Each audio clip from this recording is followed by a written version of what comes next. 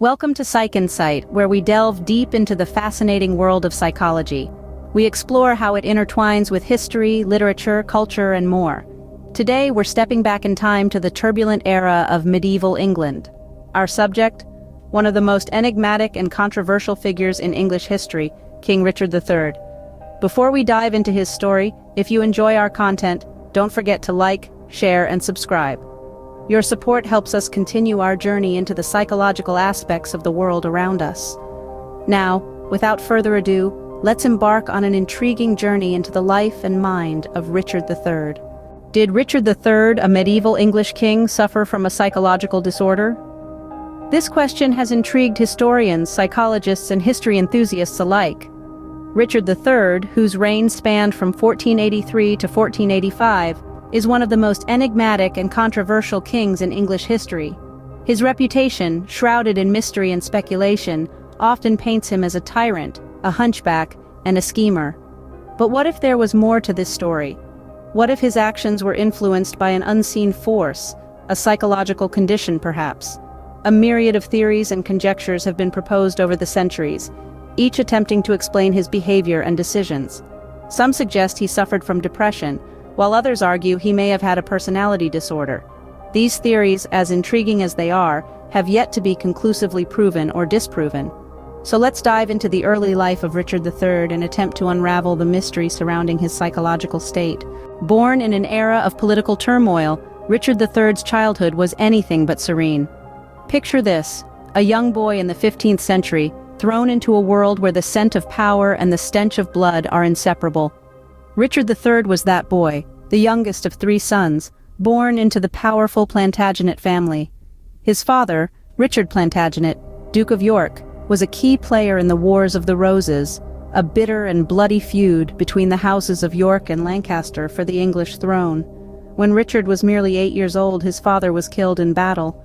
The loss of a parent is a profound trauma for any child, and for Richard it must have been devastating. He was forced to mature rapidly, living in the shadow of a dead hero, and finding his place in a world where alliances were as fickle as the English weather. The Wars of the Roses were not just a backdrop to Richard's childhood, they were the fabric of it. The constant threat of violence, the instability, the fear, these were not just abstract concepts for Richard, but tangible realities. He was in the thick of it, a pawn in a deadly game of thrones. Childhood trauma, as we know, can have profound effects on an individual's mental health. It can lead to anxiety, depression, and a host of other psychological issues. For Richard, this could have manifested as paranoia, a trait often attributed to him in historical accounts. He lived in a world where trust was a luxury and betrayal was a constant threat. His upbringing was also likely to have impacted his ability to form healthy relationships. The constant upheaval and uncertainty could have made it difficult for him to trust others, possibly leading to a sense of isolation and emotional detachment.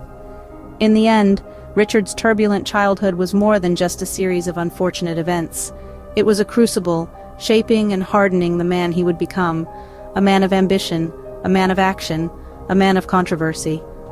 This tumultuous upbringing sets the stage for the complex character that Richard III would become. Ascending to the throne, Richard III's reign was marked by controversy and suspicion.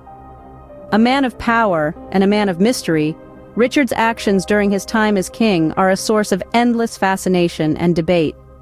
Let's delve into the heart of the controversy, the disappearance of his nephews, the princes in the Tower. As the story goes, after their father's death, the young princes were declared illegitimate, clearing the way for Richard to claim the throne. Then they vanished without a trace. Historians have long speculated that Richard may have orchestrated their demise to secure his rule. If true, this act could be seen as a striking sign of paranoia, the fear that even his own blood could threaten his power. But the story doesn't end there. Richard III was also known for his acute sense of self-importance. He was a king who was not shy about flaunting his authority, and he seemed to relish in the grandeur of his position. This has led some to suggest that he may have displayed traits of narcissism. A narcissist, after all, is someone who has an inflated sense of their own importance, a deep need for excessive attention and admiration, and a lack of empathy for others. All of these traits could be seen in Richard's behavior during his reign. Then, there's the theory of antisocial personality disorder, a condition characterized by a disregard for the rights of others. The supposed murder of the princes in the Tower, the ruthless pursuit of power, and the cold manipulation of those around him could all point towards this diagnosis. Yet, it's important to remember that these interpretations are based on historical records which are often biased or incomplete, and diagnosing a historical figure with a mental health condition, especially one as complex and multifaceted as Richard III, is a tricky proposition. After all, we can't exactly schedule a session with the late king, but can we diagnose Richard III based on these actions alone? It's a question that continues to intrigue scholars, psychologists, and history buffs alike. And as we'll see in our next segment, the psychological portrait of Richard III is a puzzle that's far from solved. With the evidence at hand, let's attempt to paint a psychological portrait of Richard III. His actions and behaviors, studied through the lens of history, suggest possible mental health afflictions.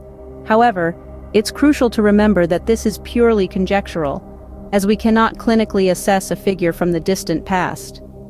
Firstly, Richard's thirst for power may indicate narcissistic personality disorder, characterized by an inflated sense of self-importance and a deep need for excessive attention and admiration. His ruthless elimination of anyone standing in his path to the throne demonstrates a lack of empathy, a common trait among narcissists. Secondly, the paranoia that seeped into his reign could point towards paranoid personality disorder. His distrust and suspicion of those around him, even close allies, suggest a constant fear of deception and betrayal. Lastly, the frequent mood swings and impulsive actions recorded in historical texts might hint at bipolar disorder. Richard seemed to oscillate between periods of manic energy and depressive episodes, a pattern that aligns with this condition. Yet we must remember that the environment Richard lived in was fraught with danger and treachery. Under such circumstances, these traits might have been adaptive rather than pathological. The pressures of kingship, especially in volatile times, could exacerbate or even create such symptoms. While we can never definitively diagnose Richard III, his life provides fascinating insight into the psychological pressures of kingship. So, what have we uncovered about the enigmatic Richard III? We've delved into his turbulent childhood, marked by strife and instability, and his controversial reign, a period riddled with political maneuvering and ruthless decisions. We've also explored potential psychological disorders that might have influenced his actions, from anxiety to possible psychopathy. Whether he was a victim of circumstance or a villain plagued by his own mind, Richard III remains one of history's most intriguing figures.